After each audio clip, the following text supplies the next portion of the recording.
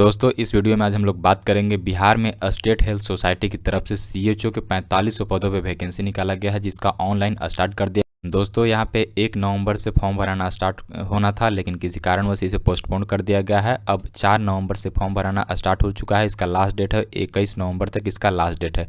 उसके बाद और हम लोग नीचे आएंगे तो यहाँ पे एप्लीकेशन फ़ी के बारे में बताया गया है कि यहाँ पे जनरल ईडब्ल्यूएस बीसी और ईबीसी का 500 रुपया मेल कैंडिडेट का लगेगा, फीमेल का 250 रुपया। वहीं एससी एसटी अगर बिहार से डोमिसाइल करते हैं तो 250 रुपया लगेगा, और फीमेल भी हैं तो 250 रुपया लगेगा। अगर आप विकलांग हैं तो मेल हैं या फीमेल 250 रुपया एप्लीकेशन फ़ी लगेगा।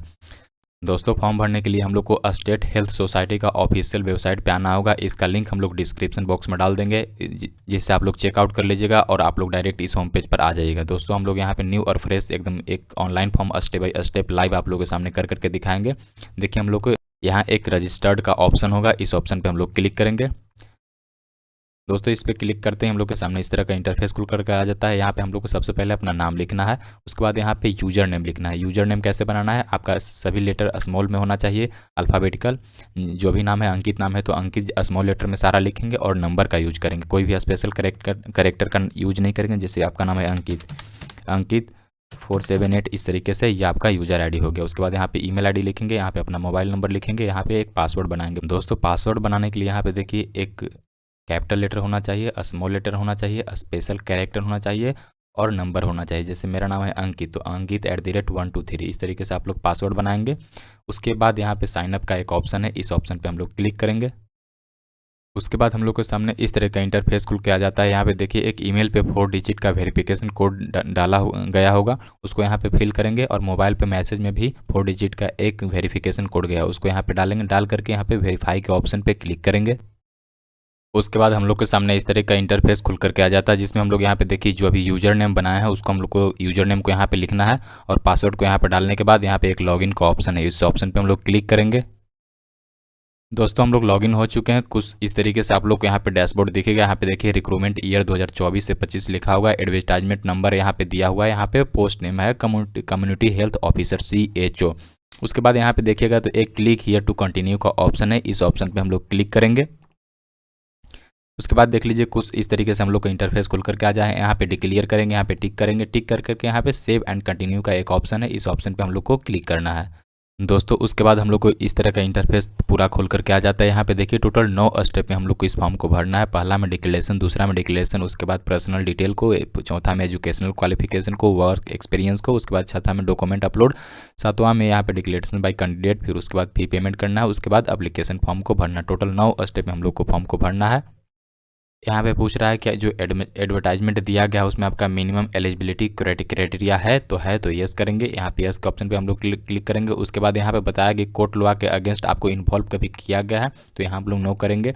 उसके बाद और हम लोग नीचे आएंगे तो यहाँ पे पूछ रहा है कि सेंट्रल गवर्नमेंट या स्टेट गवर्नमेंट की तरफ से आपको कभी डिसमिस्ड किया गया है तो यहाँ पे नो के ऑप्शन पे क्लिक करेंगे। उसके बाद और हम लोग नीचे आएंगे, यहाँ पे पूछ रहा है कि डिस्ट्रिक्ट हेल्थ सोसाइटी के आप लोग को री एम्प्लॉयमेंट आपको किया गया है तो यस करेंगे। अगर पहले से आप लोग यहाँ पे री एम्प्लॉयमेंट है स्टेट हेल्थ सोसाइटी की डिस्ट्रिक्ट लेवल पर तो यस करेंगे, अदरवाइज यहाँ पे नो करेंगे। उसके बाद और हम लोग नीचे आएंगे, यहाँ पे पूछ रहा है कि आप लोग पहले कहीं लिविंग रिलेशन रखने के बाद आपने दोबारा शादी की तो यस करेंगे, अदरवाइज यहाँ पे नो करके आगे बढ़ेंगे। उसके बाद यहाँ पे पूछ रहा है कि have you ever been arrested, कभी आप अरेस्ट हुए हैं तो यस करेंगे, अदरवाइज नो करेंगे। उसके बाद यहाँ पे पूछ रहा है कि हैव यू एवन बी प्रोस्कटेड तो यस करेंगे, अदरवाइज यहाँ पे नो करेंगे। सभी यहाँ पे दोस्तों यहाँ पे जो भी डिटेल मांग रहा है, यहाँ पे पूछा जा रहा है कि आपका कैरेक्टर कैसा, आपके खिलाफ कोई केस है या कोई आप कुछ गलत किए हैं या इसी के बारे में सभी से यहाँ पे पूछा जा रहा है। देखिए यहाँ पे पूछ रहा है कि have you been kept under the detection तो यहाँ पे हम लोग नो करके आगे बढ़ेंगे।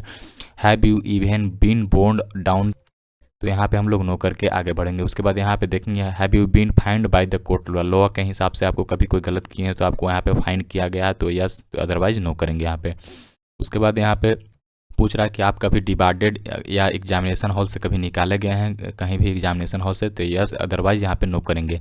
उसके बाद और हम लोग यहाँ पे नीचे आएंगे तो यहाँ पे पूछ रहा है कि have been debarred a district by the public service commission, कभी आप PCS का एग्जाम दिए हो वहाँ से आपको डिबार्डेड किया गया है तो यस करेंगे, अदरवाइज नो करके आगे बढ़ेंगे। उसके बाद और हम लोग यहाँ पे आएंगे, have you any case pending, आपके अगेंस्ट कोई केस पेंडिंग है, कोर्ट लॉ चल रहा है कोर्ट में तो यस करेंगे, अदरवाइज नो करेंगे। उसके बाद यहाँ पे any case pending against your university, आपको कहीं कॉलेज में या स्कूल में कहीं आपके खिलाफ कोई केस चल रहा है, आप वहाँ केस आपके खिलाफ अगर पेंडिंग है तो यस करेंगे, अदरवाइज नो करेंगे। उसके बाद यहाँ पे डिक्लेरेशन है, डिक्लेरेशन को आई एग्री करेंगे, इस बॉक्स पे क्लिक करेंगे।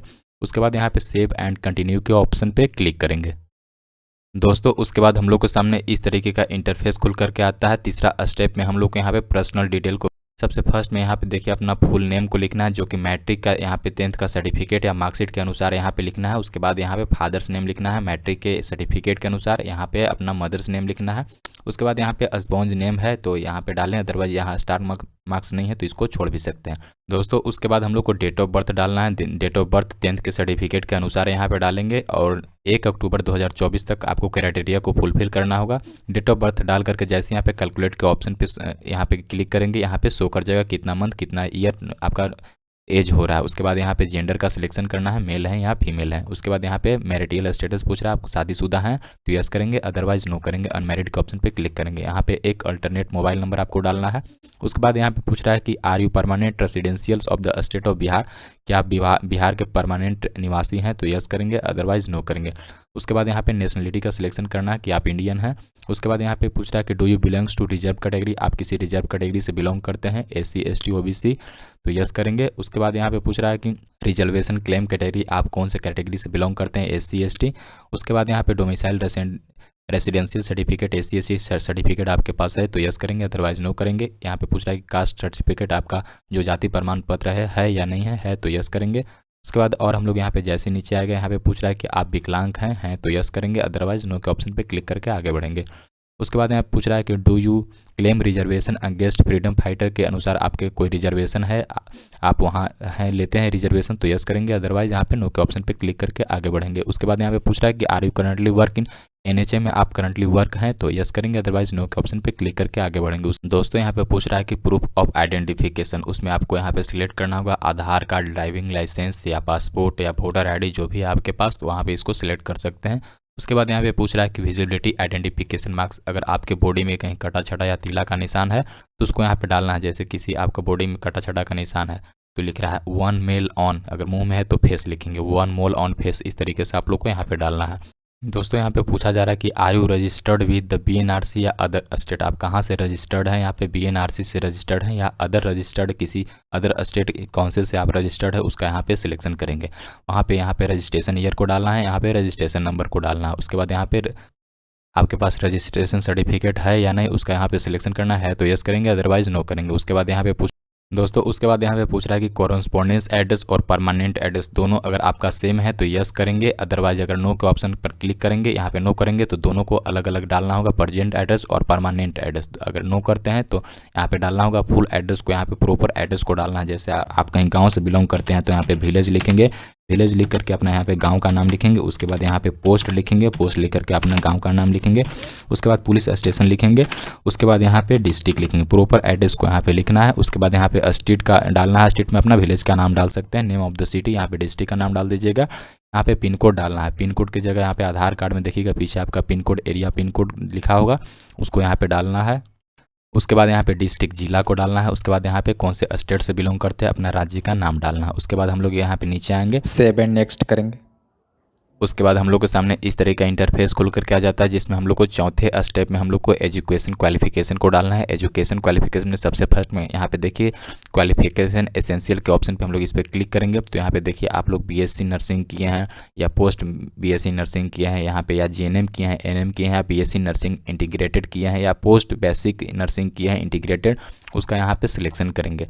उसके बाद यहाँ पे नेम ऑफ द यूनिवर्सिटी का नाम डालना है, कहाँ से कौन से यूनिवर्सिटी से आप लोग NM GNM किए हैं। उसके बाद नेम ऑफ द कॉलेज का नाम डालना है। उसके बाद पासिंग ईयर यहाँ पे डालना है, कब आप लोगों ने NM GNM को कंप्लीट किया। उसके बाद the date of the issue final year marksheet, final year का जो मार्कशीट है वो कब इशू हुआ था उसका इशू डेट को यहाँ पे डालना है। दोस्तों उसके बाद यहाँ पे पूछ रहा है कि डिग्री इशूड यस या नो, आप लोग को यस करना है क्योंकि नो करेंगे तो आप लोग फॉर्म को नहीं भर सकते हैं। डेट ऑफ इशू डिग्री, आपका डिग्री कब कंप्लीट हुआ उसका यहाँ पे डेट को डालना है। उसके बाद यहाँ पे पूछ रहा है कि डेट ऑफ इशू डिग्री अक्टूबर 1 2024 तक क्या आपका डिग्री कंप्लीट हो चुका है, तो यहाँ पे यस के ऑप्शन पे हम लोग क्लिक करेंगे। उसके बाद यहाँ पे पूछ रहा है कि do you have CHS courses certificate from IGNOU, से आपका CHS कोर्स किए हैं CCH, तो यहाँ पे यस करेंगे, अदरवाइज नो के ऑप्शन पे क्लिक करके यहाँ पे सेव एंड नेक्स्ट का एक ऑप्शन मिलेगा, इस ऑप्शन पे हम लोग क्लिक करेंगे।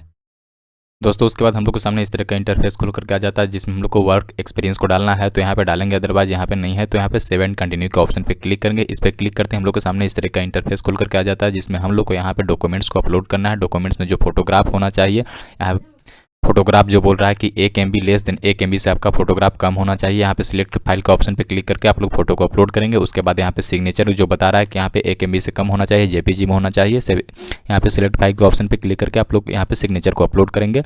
उसके बाद यहाँ पे आइडेंटिटी प्रूफ यहाँ पे खोज रहा है, आपके पास ड्राइविंग लाइसेंस है या आधार कार्ड है या वोटर ID कार्ड है, कुछ भी है तो उसको यहाँ पे आइडेंटिटी प्रूफ के तौर पर यहाँ पे सिलेक्ट फाइल का ऑप्शन पे क्लिक करके 1 MB से कम है उसको अपलोड करेंगे। उसके बाद यहाँ पे रजिस्ट्रेशन सर्टिफिकेट यहाँ अपलोड करना है, जो कि 1 MB से कम है, PDF में होना चाहिए। सिलेक्ट फाइल के ऑप्शन पे क्लिक करके उसको यहाँ पे अपलोड करेंगे। उसके बाद यहाँ पे सेव एंड नेक्स्ट के ऑप्शन पे क्लिक करेंगे।